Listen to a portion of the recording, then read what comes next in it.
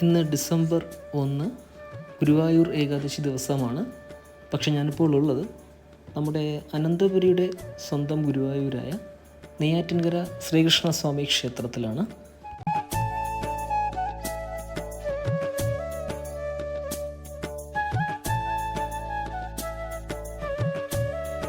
AD 1700-നും 1755-നും ഇടയിൽ പഴയ Indian നാട്ടുരാജ്യമായ Thiruvithamkoor മഹാരാജാവായിരുന്ന Anizham Thirunal Marthanda Varma നിർമ്മിച്ചതാണെന്ന് കരുതപ്പെടുന്ന ഒരു ക്ഷേത്രമാണിത്. പ്രതിഷ്ഠിക്കപ്പെട്ടിരിക്കുന്നത് ഉണ്ണിക്കണ്ണനെയാണ്, അഥവാ ബാലരൂപത്തിലുള്ള ശ്രീകൃഷ്ണനെയാണ്.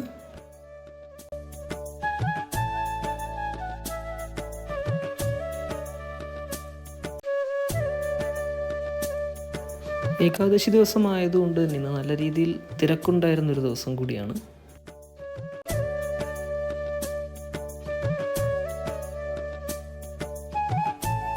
ഇവിടുത്തെ മറ്റൊരു പ്രധാന ആകർഷണമാണ് അമ്മച്ചിപ്ലാവ്. തന്നെ പിന്തുടർന്നെത്തുന്ന ശത്രുക്കളിൽ നിന്നും രക്ഷ നേടുന്നതിലേക്കായി മാർത്താണ്ഡവർമ്മ മഹാരാജാവ് വഴിയിൽ കാണപ്പെട്ട ഒരു ബാലൻ നിർദ്ദേശിക്കപ്പെട്ട പ്രകാരം ഈ മരത്തിൻ്റെ പൊത്തിൽ ഒളിച്ചിരിക്കുകയും രാജാവിന് താൽക്കാലികമായി ശത്രുക്കളിൽ നിന്നും രക്ഷ നേടുവാനും സാധിച്ചു എന്നാണ് ഇതിൻ്റെ ഒരു ഐതിഹ്യം പറയപ്പെടുന്നത്.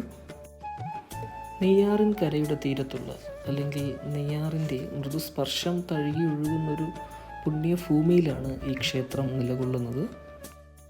ക്ഷേത്രത്തോട് ചേർന്ന് തന്നെ ഭഗവാന്റെ കൃപയാൽ സംരക്ഷിതമായ ഒരു ഗോശാലയും കാണാവുന്നതാണ്. ചരിത്രമുറങ്ങുന്ന നെയ്യാറ്റിൻകരയുടെ മണ്ണിൽ സ്ഥിതി ചെയ്യുന്ന ഈ ഒരു ക്ഷേത്രം ഒരു ദേവാലയം എന്നുള്ളതിനുപരി ഒരു ചരിത്ര പ്രതീകവും കൂടിയാണ്.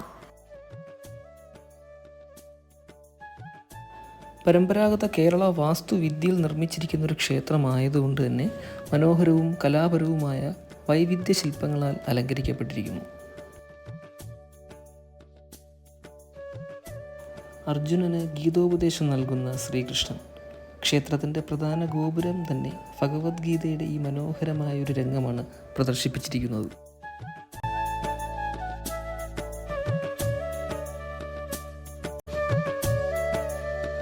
ശ്രീകോവിലിന് പുറത്തായി തന്നെ ക്ഷേത്രത്തിൻ്റെ ഒരു മിനിയേച്ചർ രൂപം കാണാൻ സാധിക്കും.